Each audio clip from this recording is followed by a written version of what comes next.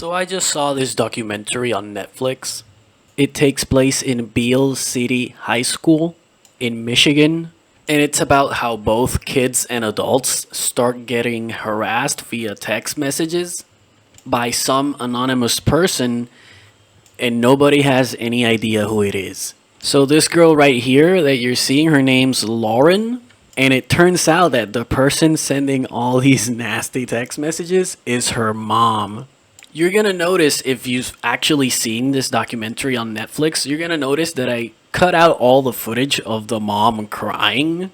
I only left the footage of the mom looking like a villain because in the documentary, when she cries and stuff, she's just trying to get away with it, you know? She's trying to garner sympathy. This lady is a complete lunatic. And I wanted to talk about what's not being said in the documentary. In the documentary, she goes for the angle of, oh, I have mental health issues. And none of the people being interviewed, they don't directly insult her. And so the villain of this story, the mom sending the text messages, she basically said something like, oh, I had like an episode and I let the darkness get to me because my daughter, she's like 14 years old, and when I was 17, I was assaulted at the age of 17, and I think that's why I started sending the text messages.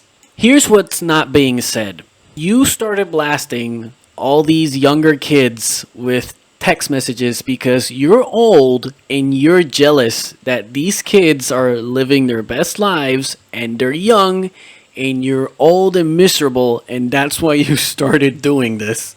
And no one mentions this in the documentary for some reason. Look at her here touching her daughter, again, trying to garner sympathy while the police officer, is interviewing them in their home. This is the same scene where her husband kicks her out of the house, by the way. It's funny because there's a scene where one of the moms that was also getting harassed with text messages, she goes like, my kid shouldn't be getting harassed at school by text messages. She has to be learning in school. That's what she has to be doing, learning. That's the other thing that doesn't get discussed in this documentary. Nobody learns anything in high school. I didn't learn anything in high school. By the way, look at how insane the text messages are. Like, read this. It's freaking insane. She tells her daughter to sewer slide herself. I mean, that's insane. This woman is basically like the biggest shit poster that's ever existed. Like, forget Rick Rolling. This lady's like the monster of like online shit posting. This chick's worse than anybody at 4chan or Reddit. She's also like an open mouth breather. I don't know. Just look at her face. Who does this? Who starts blasting text messages like this? So she was using like a phone number masking app. So when she would send text messages, it was always like a different number. So it didn't matter if people blocked her. She would just start texting from a new number.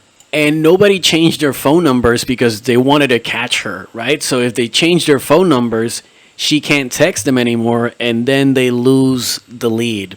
So people basically just didn't block her, didn't change their phone numbers, they just let themselves get text blasted by this lady until they finally caught her. One of the detectives didn't even want to investigate this woman. It was one of the IT guys that found that the phone masking app led back always to the same phone number. So this lady was leaving a digital footprint, and she had no idea that her footprints were all over the scene of the crime. This is the scene where the cops finally go to her house and visit her and say like, hey, we know it's you, the jig is up. Obviously, she doesn't directly admit guilt either. She doesn't like confess all of it. She acknowledges it, but she doesn't say, yeah, it was me, I was the one sending. Oh, and she was thirsting for her daughter's boyfriend.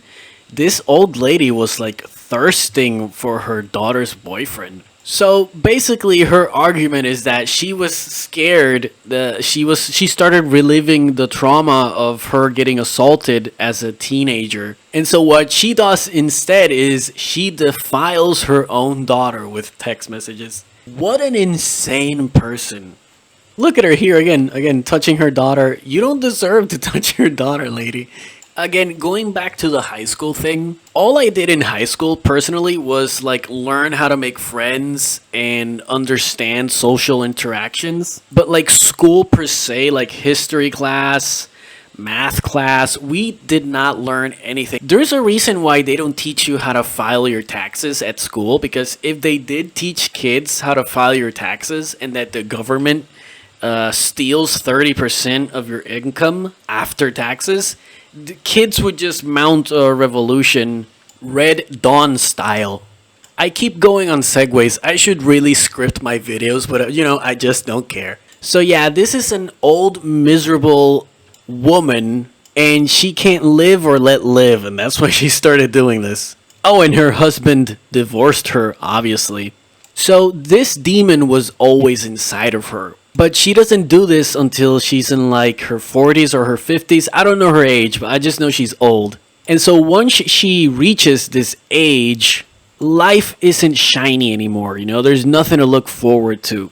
And then it surfaces, right? All the evil, all the darkness that's been festering inside of her for years, it finally comes out. And what was the trigger? The lack of purpose. She started doing this after she got fired from her job, so she was unemployed. And you know how the saying goes, idle hands are the devil's playthings.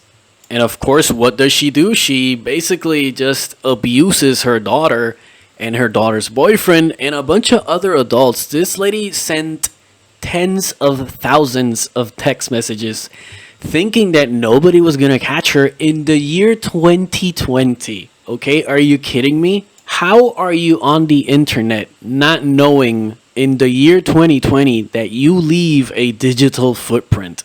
Oh, and this made it to the news back in 2020, 2021. This was like huge. I didn't know about it. I found out with the Netflix documentary. So that job this lady got fired from, it was an IT job. And this texting thing went on for like a year and a half. How does someone who work in IT not know that you're leaving a digital footprint? Woman moment. So yeah, a year and a half of leaving a digital footprint, and it does not occur to her that she's gonna get caught. And she got caught, obviously. So thanks for watching, take care, and enjoy.